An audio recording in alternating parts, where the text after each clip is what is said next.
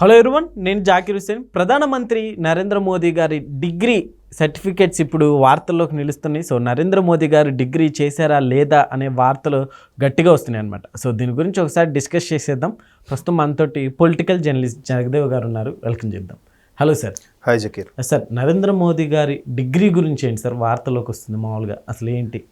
యాక్చువల్గా నరేంద్ర మోదీ గారిది ఏదైనా ఒక వివాదం లాగా నడుస్తూ ఉంటుంది. అంతకుముందు ఆయన అదైతే సంఝౌతా ఎక్స్ప్రెస్ విషయం ఏదైతే ఉందో అల్లర్లకు సంబంధించి అది కూడా కొన్నాళ్ళ పాటు కొనసాగింది. ఇట్లాంటి వ్యక్తికి అతను 3 సార్లు ముఖ్యమంత్రి అయిన తర్వాత ప్రధానమంత్రిగా పదవి చేపట్టే టైంకి ఏది మన ఆల్మోస్ట్ 2009లో అనుకుంటా. సో ఏంటి ఈ రభస ఇలాగ కొనసాగుతున్న నేపథ్యంలో 2009 కాదు 14 అనుకుంటా కొనసాగుతున్న సమయంలో ఒక్కొక్కటి కూడా ఆయన్ని ప్రతిదీ ఆయన ఒక ఛాయ్ వాలా అని, లేదంటే ఆయనకి బ్రహ్మచారిని ఎలా అంటారు, వివాహితుడే బట్ ఊహ తెలియనప్పుడు ఏదో ఇంట్లో వాళ్ళు చిన్నప్పుడు పెళ్లి చేసేసి వదిలేసారి, ఇప్పుడు ఆవిడతో సంబంధాలు లేవు అని కొన్నాళ్ళు ఆవిడ వేరే జీవితం గడుపుతున్నారు. సో ఆవిడ్ని ట్రావెల్ చేస్తూ కొన్ని మీడియా ఈవిడ పలానా ప్రధానమంత్రి మోదీ గారి మాజీ భార్య అన్నట్టుగా కొన్ని చూపించి చేశారు. సో ఇప్పుడు ఒక ఛాయ్ వాలా ఒక దేశానికి ఇదైన తర్వాత ప్రతిపక్షాలు ఖచ్చితంగా ఏవో ఒకటి ప్రశ్నిస్తూ ఉంటాయి. మోదీ అర్హతలు ఏంటి అంటే, జనరల్గా ఎన్నికల్లో పోటీ చేసేటప్పుడు కూడా వాళ్ళ అఫిడవిట్లో అవన్నీ విద్యా అర్హతలు, ఆస్తుపాస్తుల వివరాలు, కుటుంబ నేపథ్యం అవన్నీ కూడా సమర్పించాల్సి ఉంటుంది. విద్యా అర్హతలు అదే క్వాలిఫికేషన్, తర్వాత ఆస్తులు ఏమిటి, తర్వాత కుటుంబ నేపథ్యం.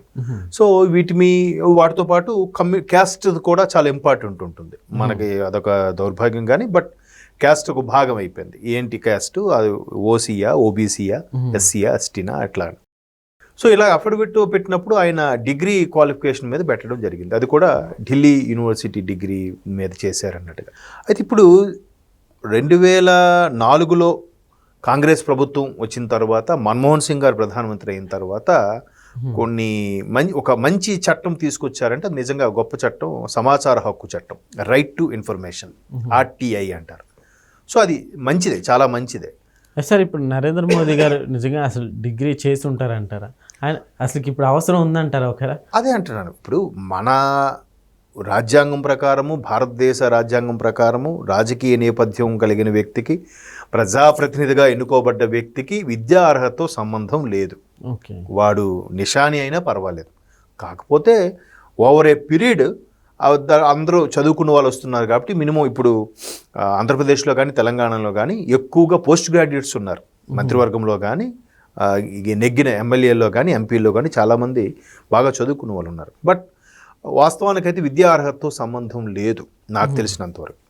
సో మోదీ గారికి కూడా అవసరం లేదు. బట్ ఆయన సొంత ఇంట్రెస్ట్ మీద చదువుకున్నాడు. చదువుకోకపోతే ఇప్పుడు ఏ దేశం వెళ్తే, ఇప్పుడు ఫస్ట్ టైం ప్రధానమంత్రి అయిన తర్వాత ఆస్ట్రేలియా వెళ్ళి అనర్గళంగా ఇంగ్లీష్లో స్పీచ్ ఎలా ఇవ్వగలిగాడండి? అది ఎంతవరకు సాధ్యం? ఒక సామాన్యుడు ఏదో 10th ఫెయిల్ 5వ తరగతి చదువుకున్నవాడైతే అంతగా మెచ్యూరిటీ లెవెల్స్ వస్తాయా? పోనీ అమెరికా, బ్రిటన్ లాంటి దేశాల్లో పుట్టాడంటే వాడు మదర్ టంగ్ అదే కాబట్టి చదువుకున్నా చదువుకోకపోయినా ఇంగ్లీష్ వస్తుంది అనుకోవడానికి కాదు కదా. ఒక గుజరాతీ. సో ఈయన చదువు మీద కూడా వివాదం రావడం, దానికి ఈ కాంగ్రెస్ గవర్నమెంట్ తీసుకొచ్చిన ఆర్టీఐ చట్టం, అదే రైట్ టు ఇన్ఫర్మేషన్, సమాచార హక్కు చట్టం ప్రకారం ప్రధానమంత్రి యొక్క విద్యా అర్హత ఇది నిజమేనా అని తెలుసుకున్న ప్రయత్నం ఎవరైనా రాయొచ్చు. ఎందుకంటే నాకు బాగా గుర్తు 2010లోనో 2011లో అనుకుంటా, ఢిల్లీలో ఒక స్కూల్లో చదువుకుంటున్న 6వ తరగతి చదువుతున్న, అంటే 10-11 ఏళ్ళ బాలిక, అంటే వాళ్ళ పేరెంట్స్ ప్రోద్బలం అయి ఉండొచ్చు, మహాత్మా గాంధీకి మహాత్మా అని డిక్లేర్ చేసింది ఎవరు? ఏంటి దాని మీద భారత ప్రభుత్వం ఏమైనా డిక్లేర్ చేసిందా? నేషన్ ఆఫ్ అదే దాన్ని ఏమంటారు, భారత జాతిపిత, నేషన్ ఆఫ్ ఇండియా కదా. సో భారత జాతిపితగా ప్రభుత్వం గుర్తించి దానికి సెపరేట్గా ఏవైనా ఒక రూల్ కానీ ఏదైనా ఒక ఇది కానీ పాస్ చేసిందా, గజెట్ కానీ పాస్ చేసిందా అన్న దాని మీద ఆ అమ్మాయి ఒక ఆర్టీఐకి లెటర్ రాసింది, 6th క్లాస్ చదువుతున్న అమ్మాయి. సో అప్పుడు ప్రభుత్వం ఏం తేల్చిందంటే, మహాత్మా గాంధీకి కేవలం రవీంద్రనాథ్ ఠాగూర్ గారు మహాత్మాని పిలిచారు, ఆ తర్వాత ఆయన యొక్క నడవడికతో, ఆయన యొక్క లీడర్షిప్ క్వాలిటీస్తో మహాత్ముడిగా పేరుగాంచారు, కానీ ఎక్కడ భారత ప్రభుత్వానికి మహాత్మాని బిరుదిచ్చినట్టు కానీ మహాత్మా అని కానీ నోటిఫై చేసినట్టు కానీ ఎక్కడా లేదని సమాచార హక్కు చట్టం చెప్పబడింది.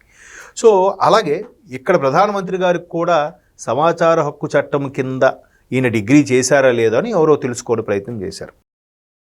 అయితే దీని మీద చాలామంది ఇవ్వచ్చు ఇవ్వకూడదు అంటే జనరల్గా మీరు ఇప్పుడు ఉద్యోగానికి వెళ్ళారు, ఆ ఉద్యోగంకి వెళ్ళినప్పుడు బ్యాక్గ్రౌండ్ వెరిఫికేషన్ జరుగుతుంది కదా.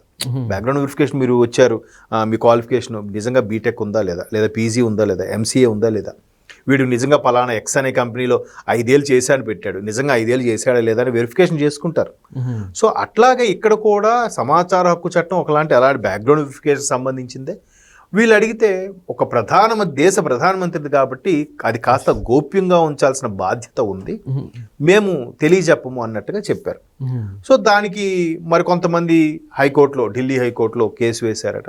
ఢిల్లీ హైకోర్టులో కేసు వేస్తే హైకోర్టు ఇది ఒక ప్రజాప్రతినిధియే, ప్రధానమంత్రి అనేవాడు ఒక ప్రజాప్రతినిధే కాదనట్లేదు, కానీ అత్యంత కీలకమైన ప్రధానమైన కదా prime minister. So prime people of leader of peoples, so leader of people అలాంటి వ్యక్తికి ఇంకా కొన్ని వ్యక్తిగత విషయాలు ఇవన్నీ కూడా గోప్యంగా ఉంచడమే కరెక్టు అనేది కోర్టు అభిప్రాయపడింది. కానీ ఈ ఢిల్లీ యూనివర్సిటీ వాళ్ళకి సంబంధించిన వాళ్ళు కానీ కొంతమంది సమాచారకు సిఐసి అంటే సెంట్రల్ ఇన్ఫర్మేషన్ ఆఫ్ కమిషన్ ఏదో ఉంది, వాళ్ళ అభిప్రాయం ప్రకారం ఏంటంటే అందరూ ఎవరైనా చెప్పొచ్చు, ఇది విద్యా అర్హత సంబంధించిందే కాబట్టి ఇదేమైనా పర్సనల్ విషయమో ఒక ప్రైవేట్ విషయం ఏం కాదు, సో విద్యార్హత సంబంధించింది చెప్పొచ్చు అంది. బట్ హైకోర్టు మాత్రం దాన్ని తిరస్కరించింది. ప్రధాని క్వాలిఫికేషన్ అనేది కాస్త గోప్యంగా ఉంచడమే మంచిది, దీని మీద మేము యాక్సెప్ట్ చేయలేకపోతున్నాము అన్నట్టుగా. బట్ రకరకాల అభిప్రాయాలు వినిపిస్తున్నాయి. అంటే ఇప్పుడు ఆయనకి ప్రతిసారి ప్రధానమంత్రి అనేసరికి ఏంటి, రేపొద్దున ఒకవేళ క్వాలిఫికేషన్ గురించి విషయం వచ్చింది, ఆ క్వాలిఫికేషన్ విషయం ఈయన డిగ్రీ ఎప్పుడు చేశాడు, నిజంగా చేశాడా, ఒకవేళ వాళ్ళు ఉన్నారని చెప్పినా కూడా ప్రతిపక్షాలు రెడీగా ఎలా ఉంటాయి, ఆ సర్టిఫికేట్ కొనేశారు లేదా డబ్బులు ఇచ్చి మేనేజ్ చేశారు ఇట్లా వెళ్ళిపోతుంది. దాని మీద పార్లమెంట్లో ఒక రభస, వాళ్ళకి ఏదో టాపిక్ కావాలి. ఇప్పుడు ప్రభుత్వం నడిపిస్తున్న వాళ్ళకి ఎప్పుడు కత్తి మీద స్వామి అది. సో ఖచ్చితంగా ప్రతిపక్ష వాళ్ళు ఏం చేస్తారంటే ఆ తెల్ల కాగితం అంతా వదిలేసి ఆ చిన్న మచ్చ పట్టుకుంటాయి. ఇప్పుడు ఎంత గొప్పగా ప్రధానమంత్రి నరేంద్ర మోదీ తన వాక్చాతుర్యంతో ప్రజలను ఆకట్టుకుంటాడంటే, ఒకానొక సందర్భంలో ఒక కాంగ్రెస్ నేత, ఆయన పేరు గుర్తు రావట్లేదు, ఆయన ఇలాగా అన్నాడు, నీకు ఛాయ్ వాలా గురించి ఏం తెలుస్తుంది అంటే, ఒక ఛాయ్ వాలా దేశ ప్రధాని అయితే ఏం తెలుస్తుంది. నిజమే, సరిగ్గా నన్ను గుర్తు చేశారు మా నాన్నగారిని, నేను ఒక ఛాయ్ వాలా కొడుకునే, ఛాయ్ వాలా కాబట్టే అట్టడుగు వర్గాల యొక్క పరిస్థితి కూడా నాకు తెలుస్తుంది. ఈరోజు మీ ద్వారా నా తండ్రిని మరొకసారి తలుచుకున్నాను. అబ్రహం లింకన్ గారికి ఏదైతే ఎదురయ్యిందో అమెరికాలో, అలాంటిది ఇక్కడ ప్రధాని మోదీ గారు కూడా పార్లమెంట్లో అదే విధంగా మాట్లాడారు. మరొక్కసారి ప్రజల అభిమానాన్ని చూరగొన్నాడు, పైపెచ్చు అరే ఏం మాట్లాడుతున్నారా అనిపించేలా కూడా చేశారు. సో మరి హైకోర్టు అయితే ఆయన డిగ్రీని గోప్యంగా ఉంచదలుచుకునే అభిప్రాయపడింది. మళ్ళీ దీని మీద ఇంకెవరైనా రిట్ వేస్తారో, ఇంక మళ్ళీ సుప్రీంకోర్టుకు వెళ్తారనేది let us wait and see. Okay sir, thank you.